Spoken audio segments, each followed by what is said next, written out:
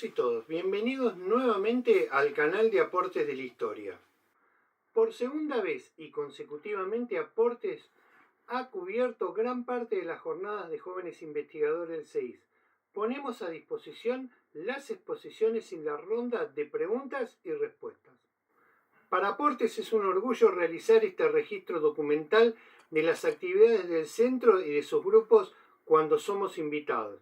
Como historiadores, ustedes saben sobre la importancia de los archivos como fuente documental. Esta afirmación busca que nos ayudes a comenzar con un registro audiovisual de las actividades realizadas por nosotros como miembros de la comunidad universitaria, que son múltiples y ricas, pero que se han perdido al no quedar registradas, y solo queda en parte en la memoria de los participantes.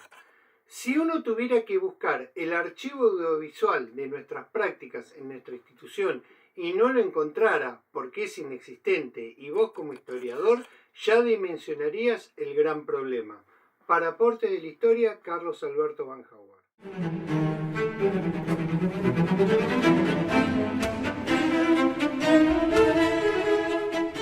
Bien, gracias a todos por el espacio.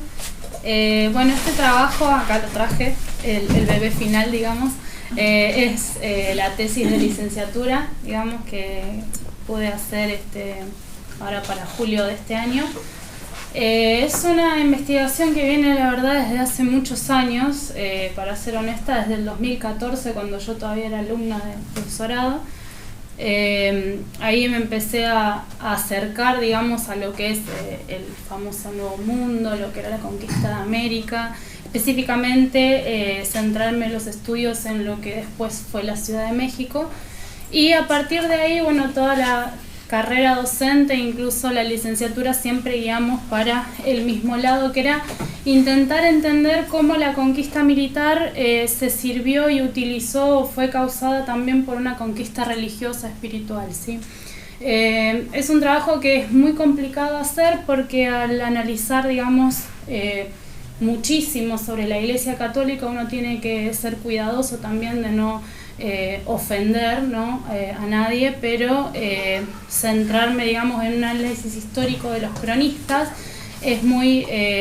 fue muy, digamos, arduo, porque son muchos y todos escritos con visiones diferentes. Entonces, las dos preguntas que van a guiar o que guiaron hasta ahora este trabajo fueron, en primer lugar, ¿qué entendían los indígenas y mestizos cuando veían a las vírgenes? ¿Sí?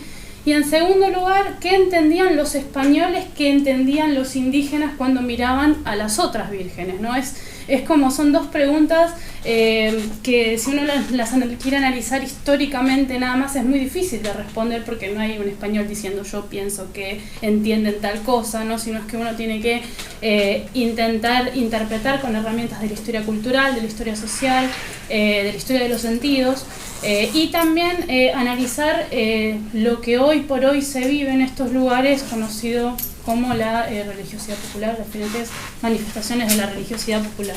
Entonces, ese es el trabajo macro.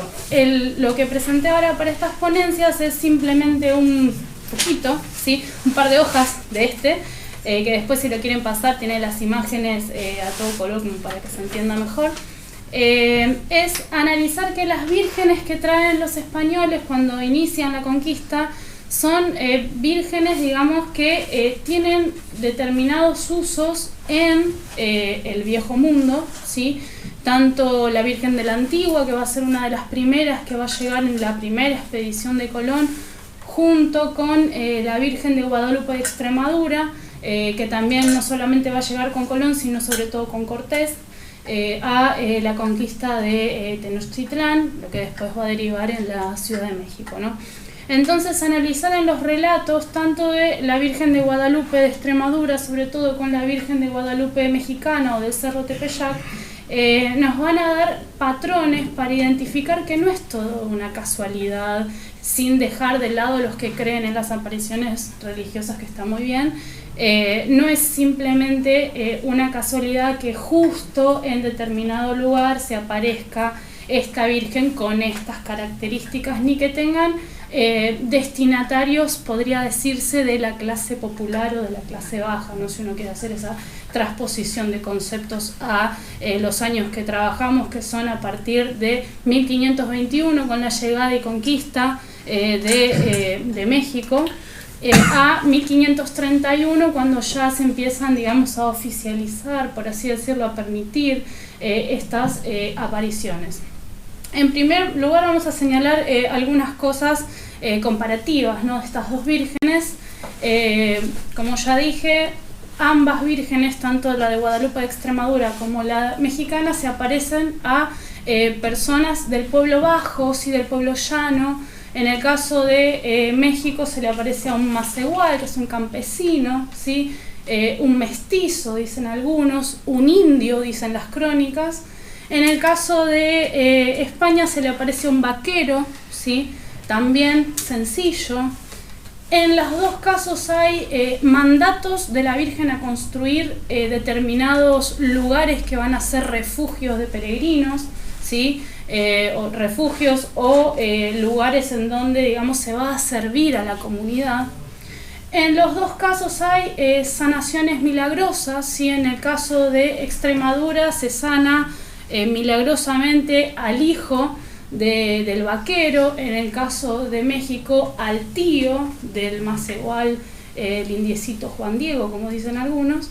En ambos casos la iglesia oficial rechaza las apariciones, ¿sí? Que esto también hay que tenerlo muy en cuenta, porque la iglesia oficial va a tener que jugar siempre con el permito o no permito en América, porque si no permito, se me, digamos, desmanda lo que fue la conquista militar, ¿sí? Y no logramos, digamos, tener esa penetración que quería tener Europa sobre América, sobre todo para controlar, entendemos hoy en día, no solamente la espiritualidad, sino sobre todo los recursos materiales.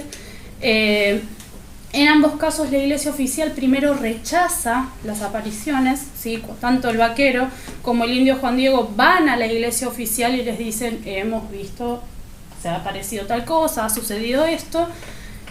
Son rechazados. Ambos tienen que volver a esperar o a buscar a la que se le aparezca, digamos, la Virgen, para darles alguna señal de milagro, ¿sí? En el caso de México van a ser unas flores específicas que no crecen en la temporada, ¿sí? En el caso de, de Extremadura, le va a decir exactamente dónde está escondida una Virgen tallada, que se cree fue tallada por San Lucas, el que después va a escribir el Evangelio, ¿sí? Y después en los últimos, digamos, lecturas, si se quiere decir, sobre las imágenes de estas vírgenes, las dos van a ser utilizadas como símbolo de lucha, ¿sí? En el caso mexicano es muy conocido, sobre todo por Hidalgo, llevando el estandarte para dar inicio a la Revolución Mexicana. Y en el caso de Extremadura se va a utilizar la imagen de la Virgen en todo el proceso de reconquista también. Bueno, ahí en el trabajo se citan las batallas específicas, no soy entendida en el tema específicamente de las batallas de la reconquista, pero por ejemplo en Granada, en la toma de Granada, va a estar la Virgen ahí haciéndose presente como símbolo de toda una cultura, va más allá solamente de lo religioso, sino como de la expresión de una cultura. En el caso mexicano, no sé si conocen, pero hasta el día de hoy la advocación de la Virgen de Guadalupe es una de las más populares de toda América. ¿Sí? La gente se reúne el 12 de diciembre sobre la calzada de Guadalupe, y millones y millones de peregrinos van y realizan su ofrenda en el altar. Esa calzada, tampoco es casualidad, estaba ya realizada desde tiempos prehispánicos, porque en ese monte donde aparece la Virgen, antiguamente se adoraba a la madre de todos los dioses, ¿sí? A nuestra madrecita Tonanzi, y algunos interpretan que una, digamos, oída de corrido, ¿sí? De la palabra Tonanzi en la pronunciación del náhuatl, después derivó en la formación del nombre Guadalupe, que no sabemos bien qué escucharon los españoles, pero es como que les hizo aparecer que podía ser Guadalupe. Si uno analiza el relato, si uno ve incluso la imagen, acá tengo en la tesis un capítulo entero sobre todos los símbolos de la Virgen que son reinterpretados a la luz de lo que eran los pensamientos, sobre todo del pueblo azteca, del imperio azteca, y sus interpretaciones tanto en poesías como en manifestaciones físicas, nos da a entender que literalmente se utilizó una cultura de base con una manifestación religiosa de base para imponer no solamente una conquista militar, sino una conquista ideológica y sobre todo una conquista simbólica, que eso es lo más importante. Estos temas son tratados por dos autores específicos, o tres digamos, que son mis pilares, que uno es González Dorado, el otro es Svitan Todorov y el otro es Gruzinski, para analizar sobre todo este tema de hasta dónde la conquista es militar, es política, pero esa lleva sin lugar a dudas de una conquista en el terreno simbólico. ¿Por qué? Porque los pueblos de América, y en esto comparte la característica todos, tanto las formaciones imperiales como los que no llegaron a ser desde el punto de vista europeo una formación imperial, un mundo simbólico demasiado amplio y demasiado explícito. ¿Y qué queremos decir con esto?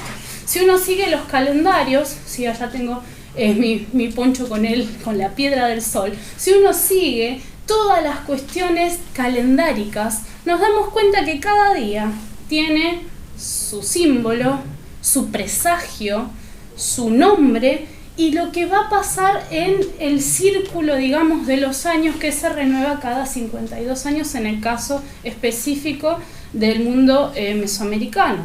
Entonces, no va simplemente como una manifestación religiosa que se da un día a la semana, ¿sí? Sino que todo lo que pasa en esa cultura tiene que ver con la religión, todo, ¿sí? Ya sea los símbolos, ya sea las cruces que se ponen, porque hay cruces en América antes de la llegada de los españoles, no son iguales, pero son prácticamente lo mismo, ¿sí? La única diferencia, si ustedes ven, esta es una, digamos, cruz europea, el símbolo de la opción por los pobres, la cruz de madera.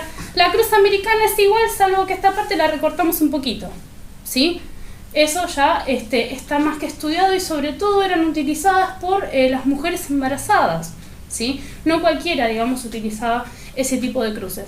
Entonces, por ejemplo, si uno lo quiere transliterar a lo que es la imagen de la Virgen de Guadalupe, nos vamos a encontrar con una mujer mestiza que lleva este tipo de símbolos y es una de las pocas en el mundo que está embarazada en el momento, digamos, que se la pinta.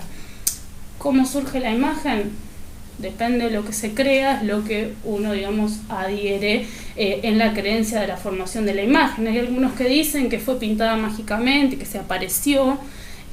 Otros entendemos que si bien hubo una finalidad religiosa, también hubo manos indígenas haciendo la imagen, ¿sí? Que se basaron en plantillas flamencas. También hay todo un estudio de imágenes iconográficos en la tesis que después le puedo mostrar sobre qué imágenes flamencas, específicamente alemanas en algún caso, comparten símbolos con la Virgen de Guadalupe. Pero es interesante entender sobre todo esto. Volvemos a las preguntas iniciales. ¿Qué entiende el indígena cuando ve? ¿Sí? Él ve una virgen que no tiene nada que ver con sus dioses, ¿sí? No tiene nada que ver con esas figuras antropomorfas con mitad de animales y mitad de símbolos de la tierra y mitad de todo mezclado, grandotas encima. Y tiene que pasar de ver eso que fue destruido por un conquistador que dice que tiene un dios, ¿sí? Que es blanco encima, a pasar a ver una chica virgen, embarazada, mestiza, ¿sí? Que tiene que empezar a entender qué significa una cosa con la otra y de qué manera el pueblo, específicamente azteca, le tiene que resignificar e inculturar la fe, que ese es otro de los conceptos que intento trabajar en la tesis. no es simplemente la religiosidad popular o las manifestaciones de la religiosidad popular una cosa que pasó y bueno, tuvo que pasar, fue la unión de los mundos. No, no fue la unión de los mundos, fue una cuestión de imposición cultural, religiosa, militar, política, pero también una reapropiación, una reelaboración por parte de los dominados, si uno lo quiere ver desde ese punto de vista, de esa apropiación de estos elementos culturales. Entonces, por eso yo les decía que la línea es muy fina entre lo que es la creencia religiosa y también el tema de cómo la cultura tiende a influenciar o a manifestar lo que se cree, pero de una manera que nos haga distinguirnos de los otros, ¿sí? ¿Por qué? Porque el azteca lo va a manifestar, o la zona de Mesoamérica lo va a manifestar a través de la Virgen de Guadalupe, pero en las Antillas, donde hay intervención de esclavos africanos, va a surgir el Cristo Negro, ¿sí? No sé si alguno tuvo posibilidad de ver alguna vez una de las estatuas. Después lo busca en internet. El Cristo Negro es un Cristo, ¿sí? Como nosotros entendemos, digamos, europeamente la figura de Cristo, pero es negro, ¿sí?